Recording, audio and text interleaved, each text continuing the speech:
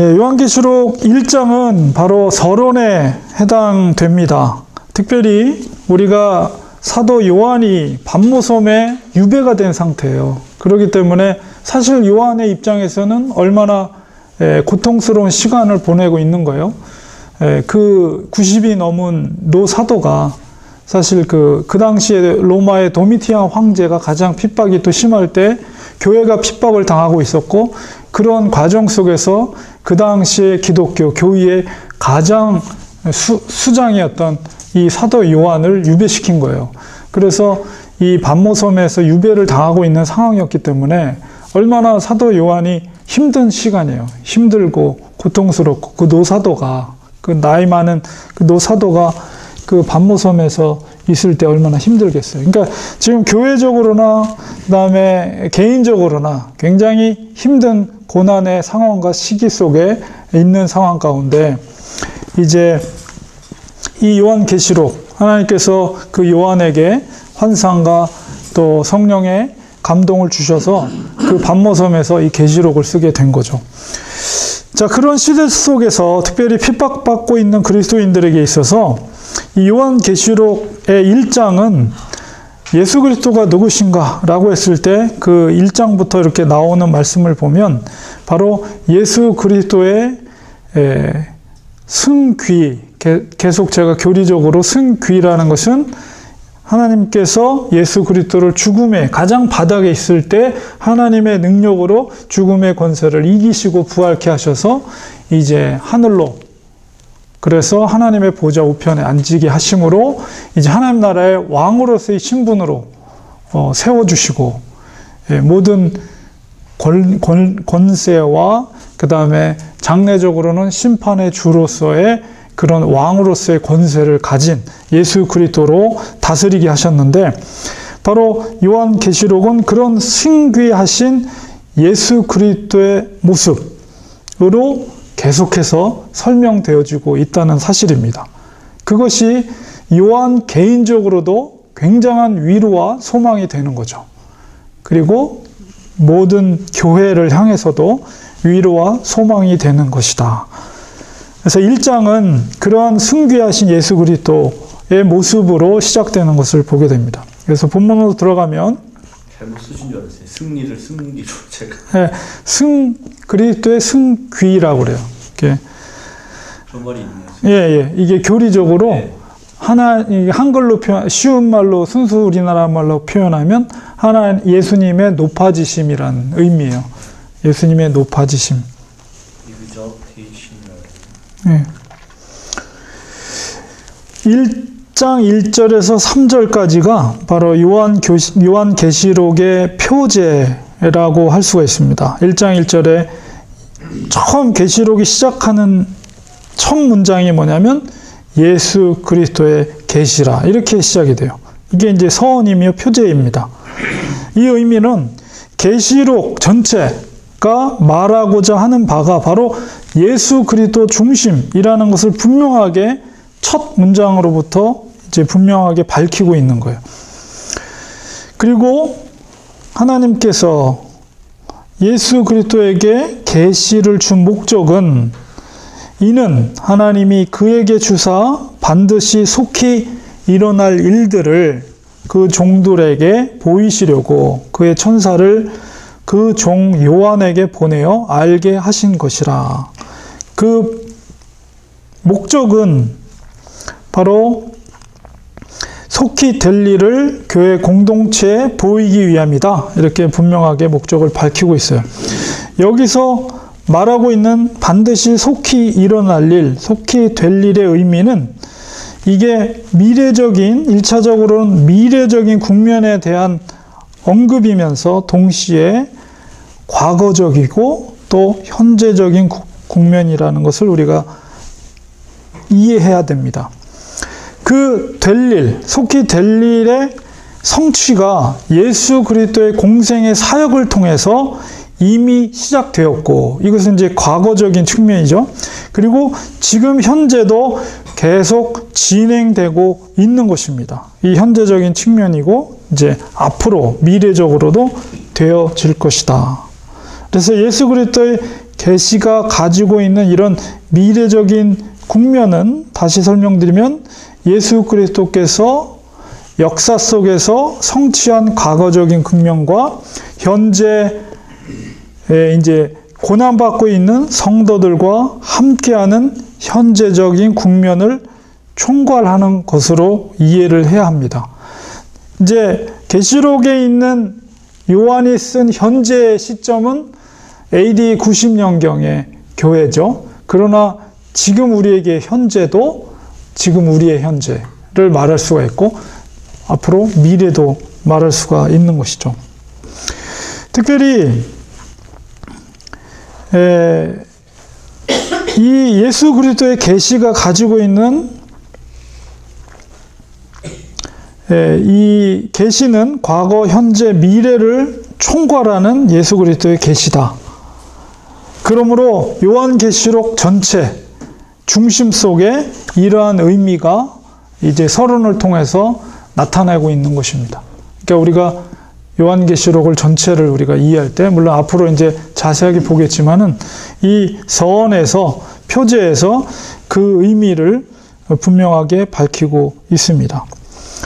1장 2절에 요한은 하나님의 말씀과 예수 그리스도의 증거, 곧 자기가 본 것을 다 증언하였느니라. 이 예언의 말씀을 읽는 자와 듣는 자와 그 가운데 기록한 것을 지키는 자는 복이 있나니 때가 가까움이라.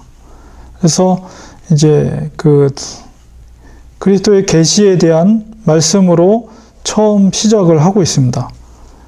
이 요한계시록은 세 가지의 문학적인 양식을 갖고 있다고 그랬는데 여기서는 이제 예언의 양식, 그리고 이제 4절부터는 또 서신서의 양식으로 또 기록이 되어 있습니다.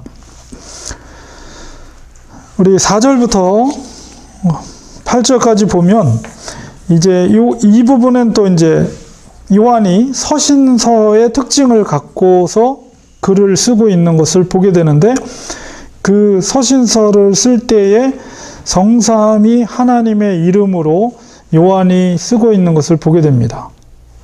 그래서 이 요한계시록 자체가 이제 뒤에서도 말씀드리겠지만은 사도 요한이 반모섬에서 사실은 굉장히 고통스러운 시간을 보내는 것인데, 이 하나님의 성령의 계시를 통해서 이 환상을 보고 또 이 글을 쓰게 됐죠.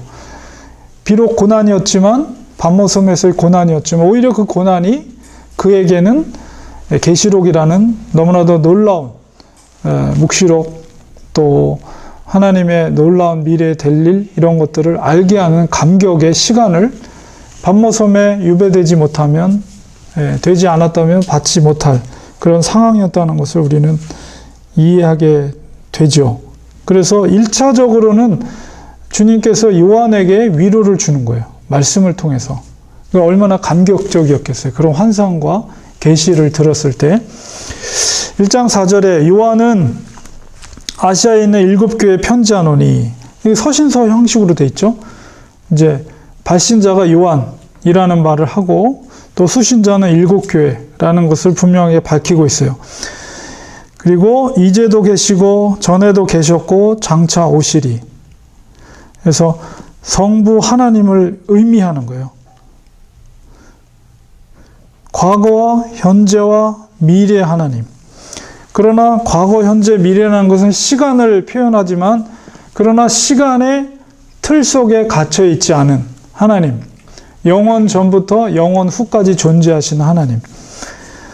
하나님은 스스로 있는 자, 시간을 창조하신 하나님이기 때문에 먼저 성부 하나님을 그렇게 표현하고 있고요. 그 다음에 그의 보좌 앞에 있는 7영과, 보통 여기 7영을 자연적인 해석은, 일반적인 해석은 성령님을 표현하는 말이에요. 7영이라는 것은. 근데 이제 극소수의 학자들은 뭐 7천사라고 이야기하지만, 그러나 가장 자연스러운 해석은 바로 성령 하나님을 묘사하는 표현이라고 여러분이 이해하시면 됩니다. 그래서 성령 하나님에 대해서 언급을 하고 있습니다. 그리고 이제 성자 예수님에 대해서, 또 성자 예수님에 대해서 세 가지로 표현을 하고 있어요. 충성된 증인. 예수님이 충성된 증인이다. 이것은 이제 예수님께서 공생의 기간 동안에 충성스럽게 하나님의 말씀을 대언하고 가르쳤던, 그래서 충성된 증인이라 이렇게 표현하고 예수님을. 그 다음에 두 번째는 죽은 자들 가운데서 먼저 나시고, 이것은 바로 예수 그리스도의 고난과 죽으심과 부활에 대해서 말하는 것이죠. 그리고 세 번째는 땅의 임금들의 머리가 되셨다. 되신 예수 그리스도. 이것은 그 당시에 그 지역을 다스리고 있었던 제국의 왕은 로마의 도미티안 황제. 그러나 그 모든 임금들의 머리가 되신 예수 그리스도, 그것을 대비해서 그렇게 현재적인 예수 그리스도에 대해서 이 요한이 이야기를 하고 있는 거예요. 그래서 은혜와 평강의 근거가 되는 성부, 성자, 성령의 하나님에 대해서로 말미암아, 예수 그리스도로 말미암아 은혜와 평강이 너희에게 있기를 원하노라. 이게 편지 형식으로 안부를 묻는 형식으로 되어 있어요. 그리고 우리를 사랑하사 그리스도의 사역의 두 가지를 5절 후반부와 6절 중반부에 기록이 되어 있습니다. 우리를 사랑하사 그의 피로 우리 죄에서 우리를 해방하시고, 바로 예수 그리스도께서 하신 일이죠. 우리를 사랑하셔서 예수의 피로 우리의 죄를 씻어서 우리를 해방하시고, 이게 과거에 행하신 일을 이야기하고 있어요. 그의 아버지 하나님을 위하여 우리를 나라와 제사장으로 삼으셨다. 예수님께서 우리를 나라와 제사장으로 삼으셨다. 그에게, 여기서 그는 계속 예수 그리스도를 지칭하는 거예요. 영광과 능력이 세세토록 있기를 원하노라. 아멘. 하면서 예수 그리스도를 찬미하고 있습니다. 그리고 이제 7절에서는 과거에 그런 일을 행하셨다면 미래 예수님의 재림의 때 행하실 것을 이야기하고 있어요. 볼지어다 그가 구름을 타고 오시리라. 바로 예수님의 재림의 때 각 사람의 눈이 그를 보겠고, 예수님의 초림과는 완전히 대조를 이루죠. 예수님께서 초림하셨을 때는 그 예수님을 보았던 사람들은 굉장히 극소수 일부였어요. 그러나 그때가 되면 각 사람이 예수님을 볼 것이요, 또한 그를 찌른 자들도 볼 것이요, 그를 대적한 세력들도 예수님의 오심을 볼 것이다. 그리고 땅에 있는 모든 족속이 그로 말미암아 애곡하리니. 왜냐하면 그가 초림 때, 십자가에 죽으실 때 조롱하고 비웃었던 자들이 예수님의 재림 때에는 그들의 죄로 말미암아 심판받을 것이기 때문에 바로 심판의 주로 그들 앞에 사는 거죠. 그러므로 그들은 애곡하게 될 것이다. 그리고 그러하리라 아멘 하면서 미래적으로 재림하실 예수님을 생각할 때 요한은 너무나도 감격 속에서 바로 아멘을 반복해서 감탄을 하고 있는 거예요. 아멘, 그렇게 되기를 원합니다 하면서 요한이 아멘으로 화답을 하고 있습니다. 1장 8절에 주 하나님이 이르시되 나는 알파와 오메가라. 이제도 있고 전에도 있었고 장차 올 자요 전능한 자라 하시더라. 시간을 초월하신 하나님, 알파와 오메가. 이제 헬라어 첫 글자가 알파고 마지막 알파벳이 오메가입니다. 그래서 오늘 뭐 영어로 치면 A, 그 다음에 G, Z. 이게는 뭐냐면 처음과 끝이라는 거죠. 그래서 영원 전부터 그리고 영원 후까지 존재하시는, 시간을 초월하신 하나님, 출애굽기 3장 14절에 스스로 계신 하나님, 그 하나님이다 이렇게 말씀하시는 것을 보게 됩니다. 성삼위의 하나님의 이름으로 평강과 은혜를 그들에게 빌고 있습니다. 수신자들에게. 그 다음에 9절부터 20절까지는 요한의 상황과 그 다음에 고난의 의미에 대해서 예수님께서 말씀하시는 내용이에요. 나 요한은 아직도 이제 편지 형태로 쓰고 있죠. 너의 형제요. 예수의 환난과 나라와 참음에 동참하는 자라. 그래서 그 환난, 그리고 하나님의 예수님의 나라, 그 다음에 그 오래 참음에 내가 동참하는 자라. 이렇게 표현하고 있고, 하나님의 말씀과 예수를 증언하였으므로 말미암아 밤모라 하는 섬에 있었더니, 요한이 왜 밤모 섬에 있었는지 그 이유를 말합니다. 바로 하나님의 말씀과 예수를 증언하는 일 때문에 내가 유배를 당해서 이 밤모 섬에 있게 됐다. 그래서 이 고난을 받던 시대, 요한이 가질 수 있는 의문이 뭐냐면, 과연 이 시대 속에서 하나님께서 이 세상을 통치하고 있는가? 그런 의문을 갖게 되겠죠. 사람이 연약해지면, 그리고 정말 어둠 속에서, 시대의 어둠 속에서 뭔가 빛을 발견할 수 없을 때, 과연 하나님이 이 시대를 통치하고 있는가, 다스리고 있는가, 이런 의문을 가질 수 있는 그런 시대적인 상황 혹은 개인적인 상황 속에 요한은 처해 있습니다.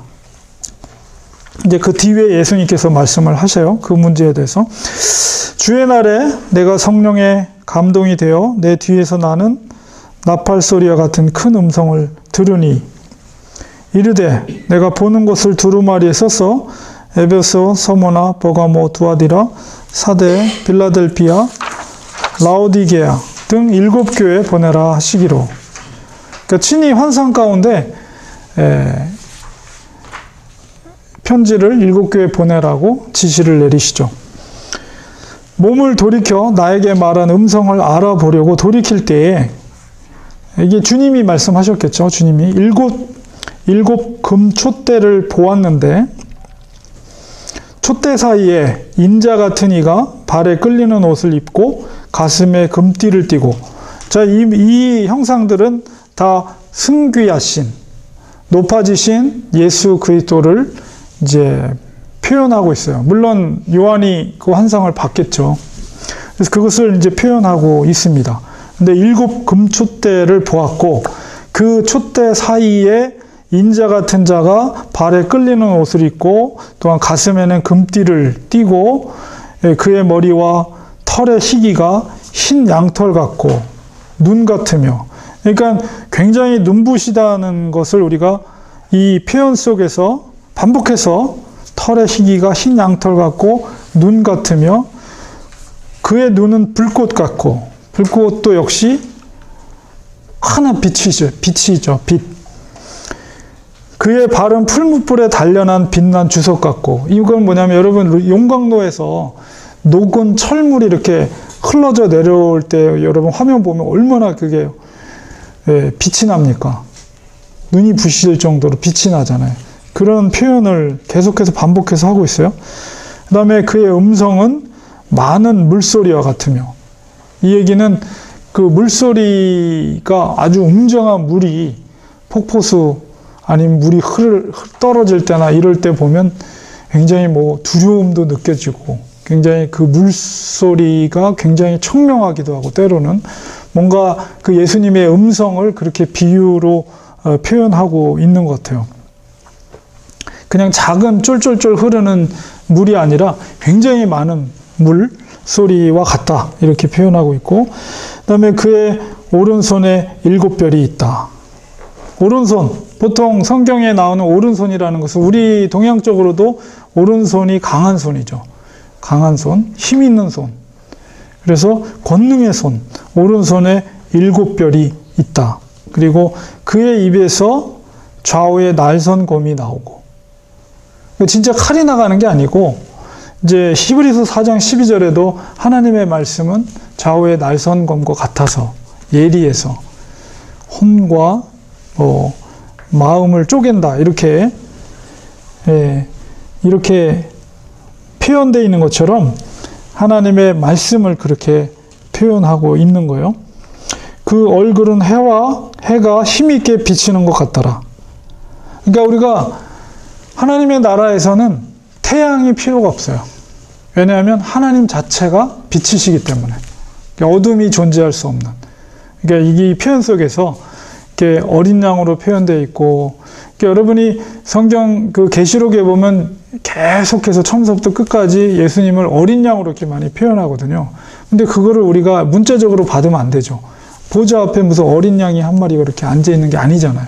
그거는 이제 이사야서에 있는 것처럼 우리를 대속해서 죽으신 희생 양으로서의 그런 표현인데, 순전함. 어쨌든 예수님의 모습을 그렇게 표현하고 있고, 이것은 승귀하신 왕의 권세를 가지신 예수 그리스도를 묘사하고 있는 거예요. 물론 이제 요한이 보았던 예수님에 대한 모습을 또 그리고 있는 것이죠. 그러니까 광명 그 자체, 예수님이 광명 그 자체인 것을 우리가 보게 됩니다. 그러니까 천국은 더 이상 태양이나 이런 것이 필요가 없죠. 지금 우리가 빛이라는 것은 여기 이 땅에서는 태양이 있기 때문에 우리가 빛을 볼 수가 있죠. 물론 뭐 전기불이 있는 거 있지만, 그러나 하나님의 나라에서는 주께서 빛 자체가 되기 때문에 태양이라는 것, 이런 것들은 필요가 없는 그런 곳임을 우리가 보게 됩니다. 17절에 내가 볼 때 그 발 앞에 엎드려져 죽은 자 같이 되매. 그러니까 거기서 뭔가 경외심을 깨달았겠죠.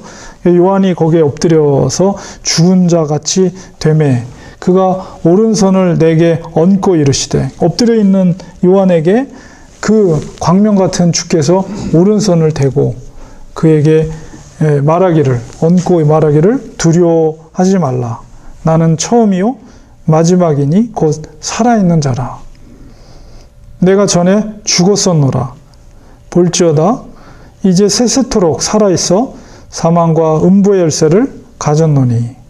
그러므로 내가 본 것과 지금 있는 일과 장차 될 일을 기억하라 하면서 친히 그 보좌 앞에 엎드려 있는 요한에게 오른손을 대고서는 두려워하지 말고 예수님께서 말씀을 하신 거예요. 그런데 앞서서 이야기한 것처럼 그 신정론, 과연 하나님이 이 시대 속에서 다스리고 있고 통치하고 계신가에 대한 의문에 대해서 요한이 가질 수 있는 의문, 그리고 그 시대를 살고 있는 교회와 성도들이 가질 수 있는 의문에 대해서 예수님께서 답변한 것이 18절이에요. 이게 뭐냐면 나는 살아있는 자다. 근데 뭐라고요? 내가 전에 죽었었노라. 예수님도 고난을 받으시고 십자가에서 죽었다는 거예요. 그러나 지금은 살아있는 자고, 그 다음에 세세토록 영원토록 살아있으며, 또한 나에게 뭐가 있다고요? 사망과 음부의 열쇠를 가졌다. 그러니까 예수님도 고난과 죽으심을 통과해서 어떻게 됐다고요? 살아나셨고 영원토록 살아있을 것이며, 또한 사망과 음부의 권세를 가졌다. 이것은 뭐예요? 심판주로서의, 왕으로서의 권세를 갖게 되었다. 뭘 통해서? 예수님의 고난과 죽으심을 통해서. 그것을 통과해서 그런 너무나도 놀라운 영광의 자리에 서게 됐다는 거예요. 이것이 바로 요한에게 있어서 과연 이 시대 속에서 하나님이 통치하고 있는가라는 의문 속에서 주님이 친히 답을 주신 거예요. 결코 고난받는 것으로 끝나는 것이 아니라는 거예요. 고난은 영광의 자리에 가기 위한 과정이며 관문이다 라는 것을 예수님이 친히 응답해 주신 거예요. 그러니까 요한이 이 말씀을 들을 때 얼마나 위로가 되겠어요. 그리고 이 말씀을 듣는 교회들이 얼마나 용기와 소망이 되겠어요.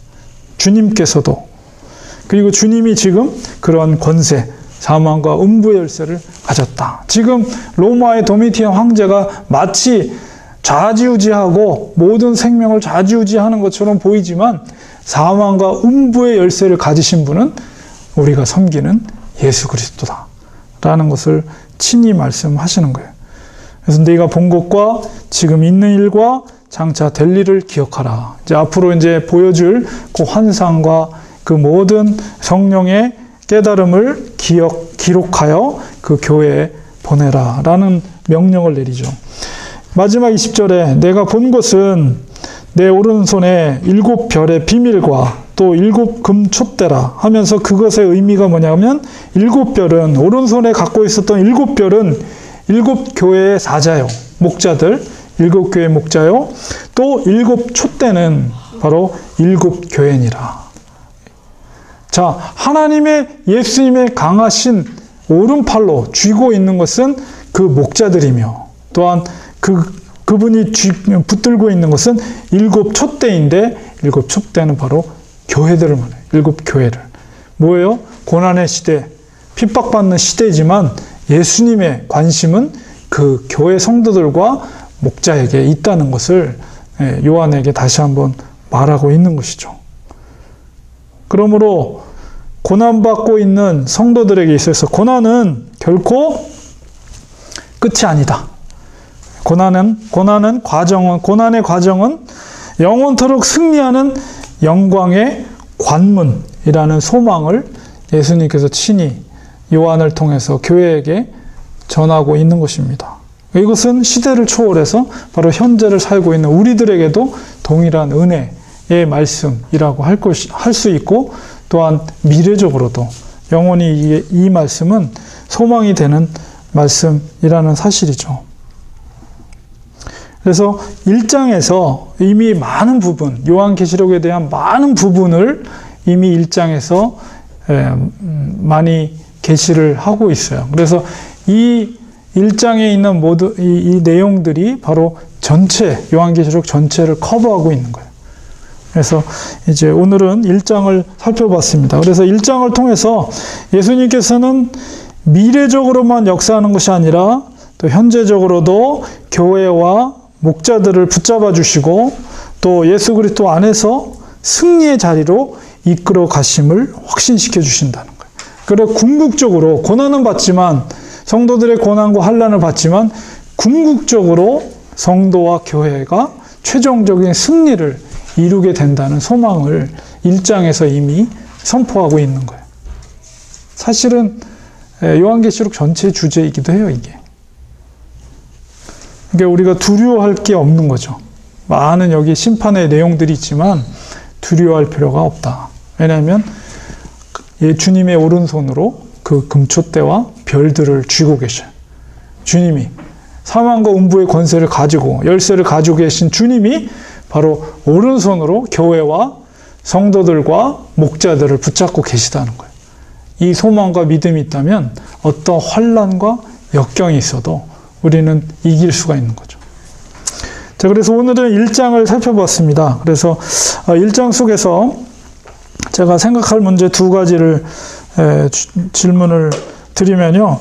첫 번째는 뭐냐면 1장 6절에 보면 그리스도께서 우리를, 그의 하나님을, 아버지 하나님을 위하여 우리를 나라와 제사장으로 삼으셨다, 이렇게 표현되어 있거든요. 이 우리를 나라와 제사장으로 삼으셨다는 의미가 무엇인지 한번 생각해 보시고, 두 번째는 그리스도인에게 있어서 고난이 주는 유익이 무엇이라고 생각하십니까? 이런 질문 두 가지를 제가 1번은 너무 어려운 것 같아요. 1번이요. 1장 6절에 있는 우리를 예수님의 사역 가운데, 두 번째로 첫 번째 예수님의 피로 우리 죄를 씻어서 우리를 해방시킨 것, 이거는 충분히 이해가 돼요. 근데 두 번째는 우리를 그리스도의 아버지 하나님을 위해서 우리를 나라와 제사장으로 삼으셨다. 이 우리가 누군가요? 모든 그리스도인인가요? 그렇죠. 그러면은 그 모든 그리스도인이 세계 곳곳에서 나라마다 있으면서 거기에서 제사장 역할을 뭐 한다는 그런 뜻인가요? 그거는 아니고요. 네. 그 반은 맞았고 반은 좀 다른 의미인데. 예. 예, 하나님의 나라라는 개념을 이해하시면 돼요. 하나님의 나라는 우리 눈에 보이는 게 아니죠. 하나님의 나라가 무엇이죠? 하나님의 나라가 무엇일까요? 하나님의 나라? 네, 하나님의 나라. 천국이요? 우리가 가게 될 천국 말고, 우리가 보통 예수님의 초림을 통해서 하나님 나라가 이 땅에 임했습니다, 이런 말을 하잖아요. 네. 거기서 말하는 하나님의 나라가 이 땅에 임했다는 말이 무슨 의미인가요? 하나님이 기뻐하시는 일을 하는 나라. 하나님이 기쁘게 생각하는 일들을 하는 그렇죠. 그런 나라. 예, 맞아요. 예. 그래서 이 나라는 먹고 마시는 것이 아니라 오직 기쁨과 건강 안에 성령 안에 열매라고 네. 기억합니다. 네네.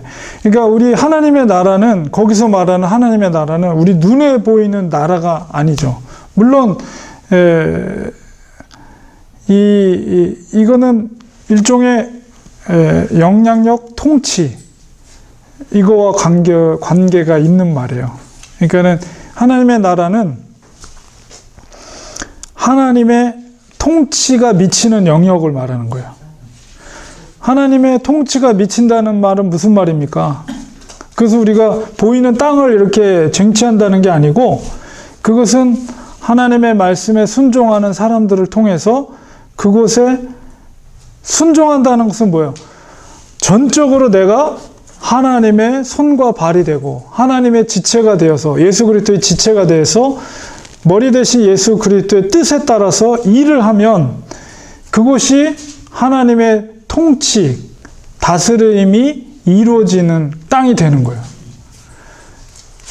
바로 그것이 하나님의 나라입니다. 하나님을 왕으로 삼는. 그렇죠.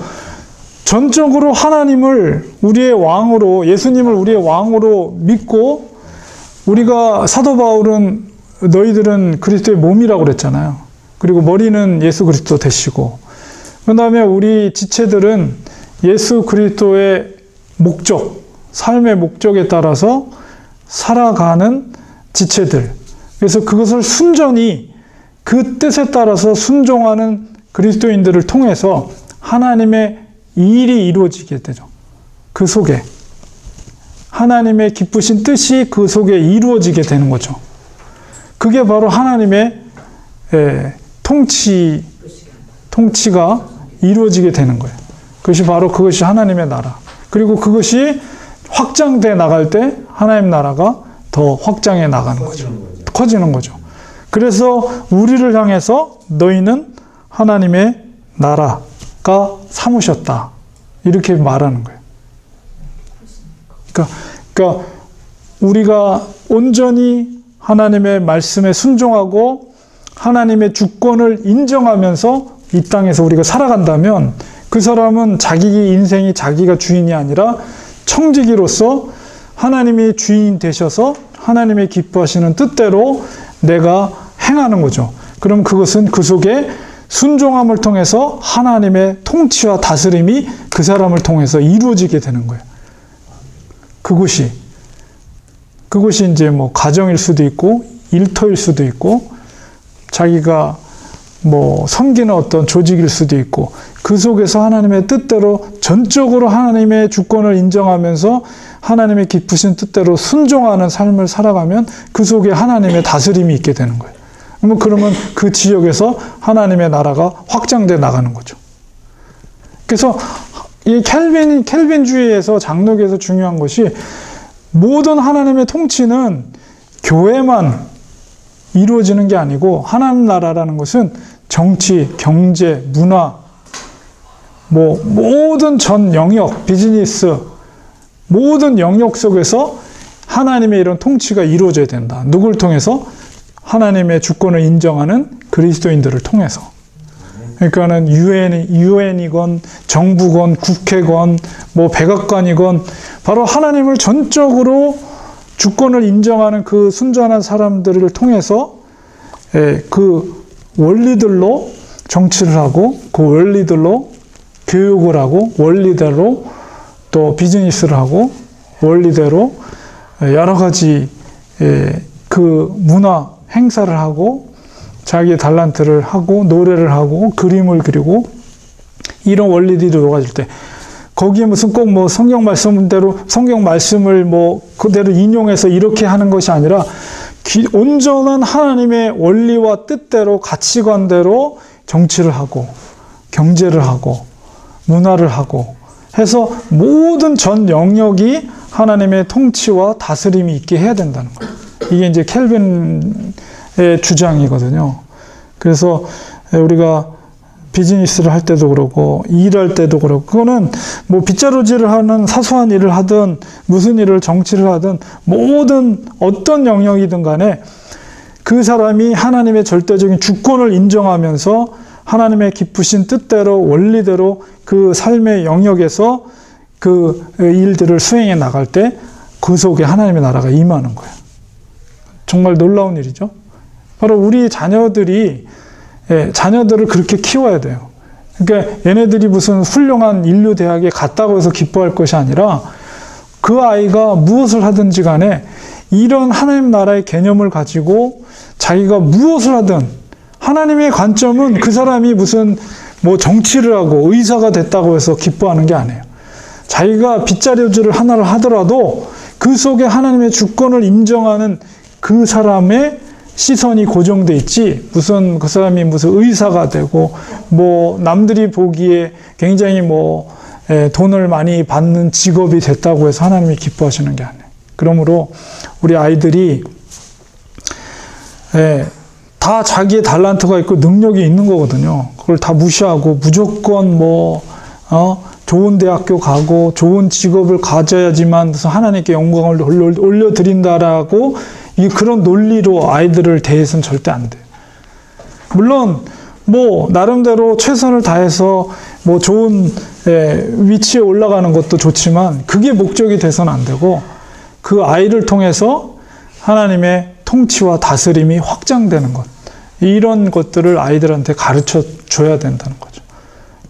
그게 바로 하나님이 우리를 구원하신, 우리를 위해 죽으신 예수 그리스도께서 대속해 죽으신 목적이에요.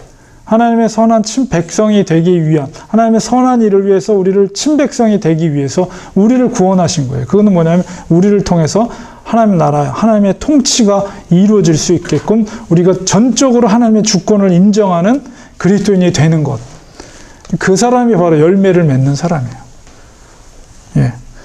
그리고 이제 제사장으로 삼으셨다는 것은 뭐냐면 제사장의 역할이 뭐예요? 제사장의 역할은 예수님도 대제사장이라고. 제사장의 역할은 아론의 역할은 뭐냐면 백성들과 하나님 사이에서 백성의 죄를 대속하기 위해서 중보자로서 백성들을 대신해서 제사의식을 행하는 사람을 제사장이라고 그러죠.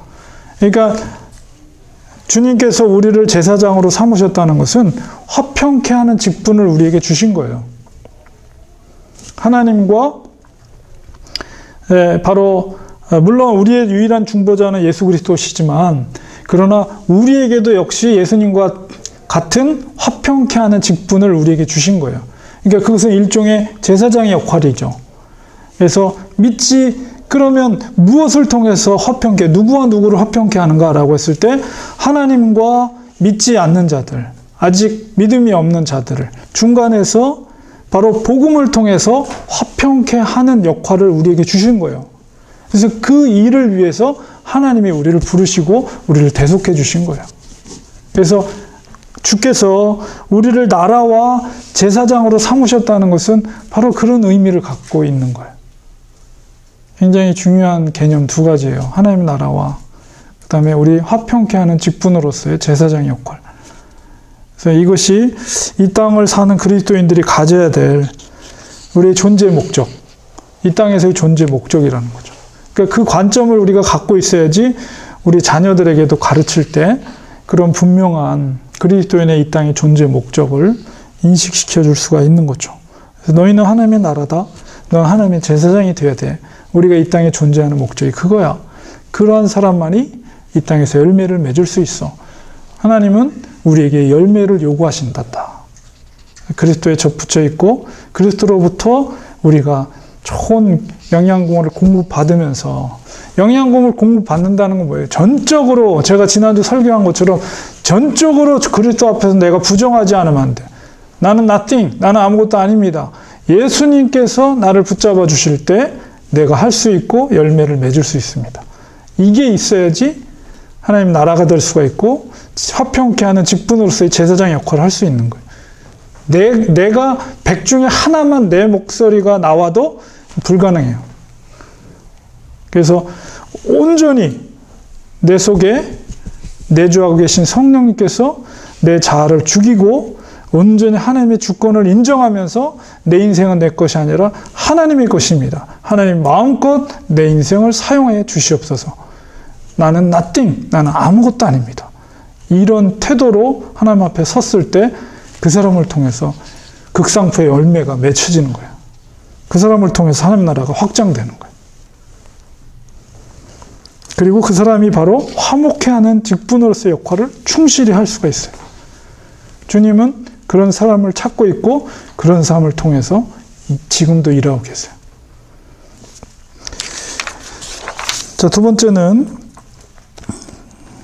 제가 이 고난의 문제에서 요즘 한국에서 굉장히 막 슬픈 이야기들, 일가족이 이제 극단적인 선택을 한, 얼마 전에도 그 뉴스를 봤는데요. 엄마, 아빠가 극단적인 선택을 했는데 아들, 딸이에요. 근데 아들이 뭐 12살인가? 딸이 6살인가? 근데 차 안에서 엄마는 딸을 안고 죽었고 아빠는 아들을 안고 죽었어요. 근데 그 이유를 보니까는 아빠가 무슨 그 작은 무슨 목재 무슨 비즈니스를 하다가 그게 사업에 실패한 거예요. 그러다 보니까 이제 그거를 어떻게든 살리려고 돈을 융자를 하고 사채를 또 끌어다가 썼는데 이제 남편은 일을 못 하잖아요. 그러니까 부인이 이제 나가서 또 일을 했나 봐요. 꾸준히 일들을 했는데 월급이 190만 원 정도 받았대요. 180만 원, 190만 원. 근데 남편이 일하지 못하고. 근데 그 180만 원으로 이제 한 달 한 달 살아가는데 그 끌어다 쓰고 사채 써서 했던 이자만 한 달에 300만 원이에요. 이자만, 원금 빼고. 그러니까 이분들이 이제 이렇게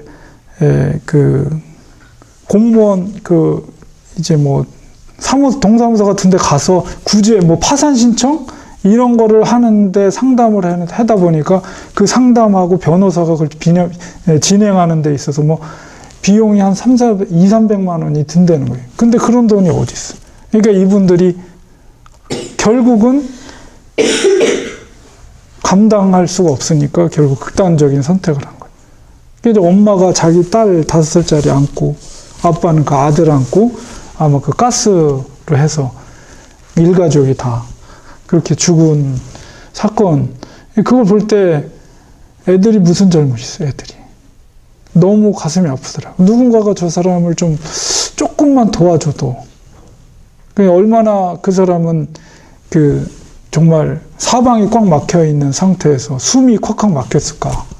그 사채 쓰면은 굉장하다며, 그 스트레스가. 사람 와가지고 해코지하고 얼마나 그 사람이 견딜 수 없었으면 그런 극단적인 선택을 했을까. 애들 데리고. 이제 그런 생각을 하면서 만약에 그리스도인들에게 그런 일들이 생겼을 때 우리가 그것을 어떻게 이겨낼 것인가. 이런 생각도 좀 하게 되더라고요. 그래서 그리스도인에게 있어서 고난이 그렇다면 고난이 주는 유익이 무엇인가. 이런 걸 한번 생각해 볼 필요가 있다는 생각을 가졌습니다. 고난이 주는 유익은 이제 그 고난을 이겨냈을 때 하나님의 힘을 얻어 고난을 이제 이겨냈을 때 그 후에 오는 그 평강,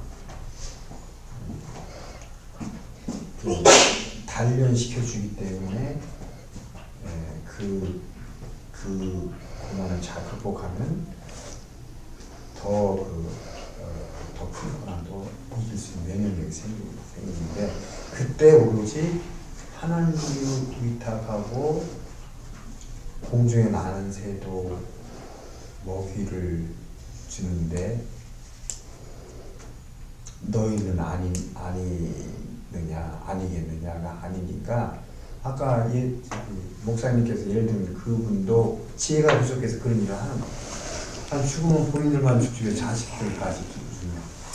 자식은 나라나 친척이나 누구든지 고난이 있지만 더 커서 더 큰 반상이 될 수 있어요. 그러니까 이 자식을 소유물로 하는 하나님이 자신인데 자기 소중함을 알고 그렇게 해서 내가 아니면 누가 돌봐주랴 그 고난을 당하는지 차라리 죽자 이런 건데 그런 그 지혜와 지식이 부족하고 믿음이 적어서 그래. 믿지 않는 사람일 거예요. 그러겠죠. 믿지 않는 사람. 어떤 경우에도 다 이겨낼 그런 고민이 있다고. 온 세계가 회복 전쟁이 일어나도 반드시 살아나는 사람이 있고, 다 살아나는 사람이 있는 거예요. 네. 그거를 모르고 이렇게 극단적인 선택하는 것은 그 자신이 이렇게 그 고난에 부딪히려는 그런 어떤 확실한 어떤 그런 그 믿음이 있는데 우리 크리스찬 같은 경우에는 그런 게 있으니까 하나님이 해주시는 거지 죄를 져도 하나님이 주시는 거지 자기가 그걸 정지하면 안 돼. 이제 그런 것을 해서 그 기독교인 우리 기독교 크리스찬교를 정확하게 믿으면 굉장히 그 강해지죠. 강해지죠. 두려움이 없지. 두려움 알아. 그래서 우리 그리스도인들에게는 고난은 있지만 그 절망은 없다. 절망은 없다. 왜냐하면 말씀 속에서도 주님은 그 상황 가운데도 오른손으로 붙잡고 계신 거예요. 교회를 붙잡고 계신다는 것은 공동체, 성도들 한 분 한 분을 붙잡고 계시다는 거예요.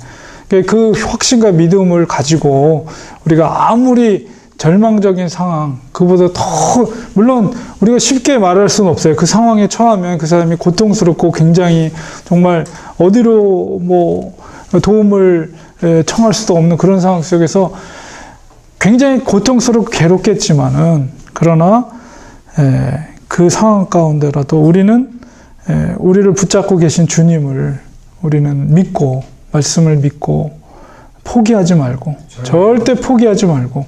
그 욕기 같은 데서도 그런 좋은 내용들이 엄청난 고난을 주잖아요. 저도 아침에 읽었는데 제가 누워있는 것도 거기 계시고 잠잘 때도 거기 계시고 맞아요. 날 가던 주님이 다 함께 하시니까 또 고난이 없다면은 주님을 찾지를 않죠. 네. 우리가 사랑하는 자들은 다 징계받는다고. 저도 그래 아이들 키우면서 너무 힘들어서 금식할 때도 있고 기도하면서 주님이 함께 음성도 들어주시고 참 그럴 때 보면 참 하나님께서 우리를 버리지 않고 같이 계시고 들어주시고 기도를 들어주시고 기도를 첫째 주님께서 응답해 주시는 건 많이 체험했어요. 맞습니다. 이거는 저기 현실적으로 어려움이 있어야 돼요. 고난이 있는 사람들이 나중에 다 크게 되고 큰 일을 하고 하나님을 믿고 그렇게 하는 거지. 온유하고 모든 것이 다 이렇게 그 여자분들이 생각하는 것처럼 다 편안하고 좀 잘 안전하게 이렇게 한 사람들은 그 페인이 많이 된다. 그래서 이 고난은 굉장히 중요하다. 먹는 것도 강한 독 있는 것도 좀 먹어야 돼, 박지다. 그리고 믿지 않는 사람들은 믿는 자들은 하나님을 만나게 되잖아요. 좋은 것만 먹으면 면역력이 없기 똑같은 거죠. 이게 나를 달면식. 네? 그 영양 부족할 때 영양 채워주신다고? 하나님 말씀 믿고 말씀 안에서? 종어 최선이 많이 드시던데. 아니 제가 목요일날 그 키니스톤이 왔잖아요. 네. 제가 이제 한 이번이 세 번째가 네 번째예요. 키니스톤이 온 게. 근데 딱 느낌을 다 알아요. 이 등이 빡빡해지면서 이 통증이 이제 시작됐는데 새벽 한 3시인가 4시에 시작됐어요. 근데 그런 상황이 되면 어쩔 수 없이 이제 하나님을 찾게 되잖아요. 왜냐면 내가 내 힘으로 극복할 수 없는 그런 상황이 되니까 고난이 되고 이제 환란이 되고. 근데 마누라는 옆에서 자고 있고 쿨쿨쿨쿨 울면서 자고 있고 아프다 그래도 좀 참아보라고 그러고 나는 아파 죽겠는데 강하신 분이지. 아니 그러니까요. 강한 거야. 결국에는 하나님을 찾을 수밖에 없더라고요. 그 상황이 되니까. 네. 네. 이름으로 구해야지. 네, 내가 다른 어떤 습관이 맞아야 돼. 누구 도움을 받을 수 있는 게 그 제가 순간은 없더라고요. 그렇게 레몬물을 타줬건만. 아니, 그거는 부부예요. 그거는 부부인데 정말 제일 아팠을 때 그 순간에는 하나님밖에 없어. 네, 하나님 진짜 존재. 하나님 맞아요. 응. 맞아요. 제일 부러지기도 하고 고치기도 하신 하나님. 어렵고 그럴 때는 하나님을 찾게 돼서 정말 다행이지, 마음에 우리가. 한방이 오는 것 같아요. 그죠? 하나님의 제사장으로서. 그러니까 하나님을 찾으니까 또 지혜를 주시더라고요. 왜냐면 그럼요. 제가 그 순간에 좀 아팠는데 이머전시를 갔다면 또 엄청난 돈이 나왔을 거예요. 엄청난 돈이 네, 나와요. 왜냐면 뭐 일단 들어가는 것만 뭐 코페가 높아져 갖고 근데 와이프가 좀 참아보라 그러더라고요. 그래서 참았어요. 아니 가다가 참아보라고 아침에 의사를 찾아가라고 그러더라고요. 내가 아프지만 이를 꽉 물고 참았습니다. 제가 참았는데 저는 근데- 잘 뭐든지 잊어버려. 아니 근데 참으니까 또 참을만 하더라고요. 그러니까 제가 그 느낌을 알기 때문에 이게 옛날같이 이게 심한 건 아니었어요. 근데 아프긴 아프죠. 이게 아프죠. 근데 참을만 하더라고요. 그래서 몸이 저를 적여야 돼. 썩으면 이게 약한 굴러다니는데 부분 절대 안 보지, 움직이고 근데 그냥 거기가. 가만히 그 자리에서 움직이면 고난이 같이 움직이거든요. 꼭 필요합니다. 몸에 예. 움직이면 안 돼요. 아니, 하나는 어려웠을 때도 기뻐하잖아. 6개월 동안 하던 기둥이 것을 있잖아요. 편안하게 잘 나가면 뻐근하게 오기 크게 찌릿찌릿하고 오는 게. 반드시 고난이 어떤 저는 종류의 한국에 두 번이나 수술했잖아요. 맞아요. 네. 저는 한 번도 수술을 안 했어요. 저는 다 우리 플러싱. 큰한 목사님. 그래요. 그래서 우리 고난이라는 게 할 말이 많아요. 하나님께서 우리에게 고난을 줄 때 그 영원히 고난을 주는 게 아니고 반드시 터널이 있어요. 터널. 고난의 터널이 있어서 뭐 고난 그 터널을 통과할 때는 야 이거 끝이 없을 것처럼 느끼지만 어느 순간에 그 살짝 바늘빛 같은 빛이 비치면서 그 터널을 통과해 버립니다. 이제 언제 그러냐는 듯이 대낮으로 확 바뀌잖아요. 그래서 모든 고난과 역경과 환난도 끝이 있기 때문에 우리가 지금 목사님은 이제 터널을 표현했잖아요. 끝이 있기 때문에 우리가 참고 견딜 수 있는 거예요. 그걸 하나님께 완전히 의탁하여 의존하여 맞아요. 그리고 이제 달려낼 수 있어요. 네. 근데 절대 포기하지 마. 주님이 미리 오셨잖아요. 오셔서 그거 다 당하셨잖아요. 그러면 그래서 우리의 고난 아픈 걸 다 아시잖아요. 주님이 말씀하시잖아요. 오늘 계시록에서 친히 그 말씀하시는 거예요. 그래서 오늘 1장 우리 살펴봤습니다. 다음 연구 질문은 계시록 2장 3장에 이제 7교회를 이제 구체적으로 주님께서 말씀을 하세요. 그래서 요한이 그걸 이제 기록을 하는 거죠. 그러면 이제 그 말씀의 패턴이 있거든요. 읽어보시고 7교회가 어떤 패턴으로 주님이 말씀하시는지를 보시고 그 다음에 각 교회마다 주님의 평가가 어떤지 여러분이 살펴보시고 다음에 보도록 하겠습니다. 기도하고 마치겠습니다.